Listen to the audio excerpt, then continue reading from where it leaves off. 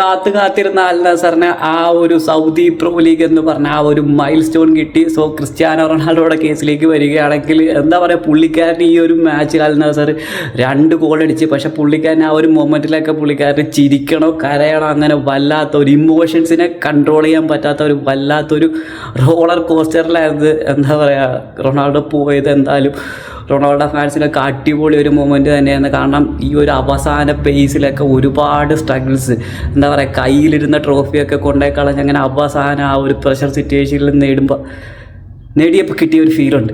എന്തായാലും എന്താ പറയുക, റൊണാൾഡോ അടിപൊളിയായിട്ട് തന്നെ ഈ ഒരു മാച്ചും കളിച്ചിട്ടുണ്ട്. കിടിലായിട്ട് കളിച്ച് 2 കിടിലൻ ഗോൾ നേടി. ആ ഒരു ഫ്രീ കിക്കൊക്കെ ആ ഒരു ഗോൾ വന്നപ്പോഴുള്ള അൽ നസറിൻ്റെ സ്കോഡിൻ്റെ ആ ഒരു സെലിബ്രേഷനൊക്കെ കിടിലായിരുന്നു. അതിനുശേഷം പിന്നെയും റൊണാൾഡോ മാച്ചിൻ്റെ അവസാനത്തേക്ക് വരുമ്പോൾ പിന്നെയും ഒരു ഗോൾ അടിച്ച് ആ കളി ആ ക്ലോസ് ആക്കിയപ്പോഴുള്ള മൊമെൻ്റൊക്കെ അടിപൊളിയായിരുന്നു. കാരണം ഇതിപ്പോൾ ഞാൻ ഇതിനെങ്ങനെ ഈ ഒരു മൊമെൻറ്റിനെ പറ്റി പറയുന്നത് വെച്ചാൽ, ഈ ഒരു ട്രോഫി റൊണാൾഡോ ട്രോഫി നേടുന്ന ആ ഒരു മൊമെൻ്റൊക്കെ എന്താ പറയുക, അതൊക്കെ ഒന്ന് ഫീൽ ചെയ്തിട്ട് കുറച്ച് നാളായി. സോ ഈ ഒരു മൊമെൻ്റൊക്കെ കാണുമ്പോൾ ആ ഒരു പഴയ ആ ഒരു റയൽ മാഡ്രിഡ് ആ ഒരു മോട്ടിവേറ്റഡ് ആയിട്ടുള്ള റൊണാൾഡോയുടെ ആ ഒരു മൈൻഡ് സെറ്റ് ഈ ഒരു കളിയിൽ കാണാൻ സാധിച്ചു. മാച്ചിലേക്ക് വരികയാണെങ്കിൽ സാഡിയോ മാനെ കിടിലായിട്ട് കളിച്ചു. കിങ്സ്ലി കോമാൻ ഒരു കിടിലൻ ഗോൾ നേടി.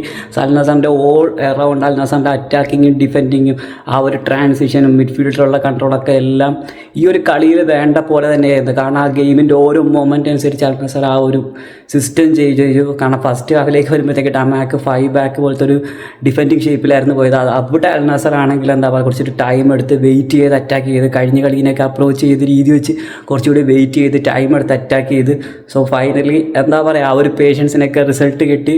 സോ അവസാനം ആ ഒരു കപ്പ് കിട്ടിയിട്ടുണ്ട്. സോ എല്ലാവരും ക്രിസ്ത്യാനോ ഫാൻസ് എല്ലാം ഹാപ്പി ആയിരിക്കും. ഇനി നമുക്ക് വേൾഡ് കപ്പിന് വേണ്ടി വെയിറ്റ് ചെയ്യാം.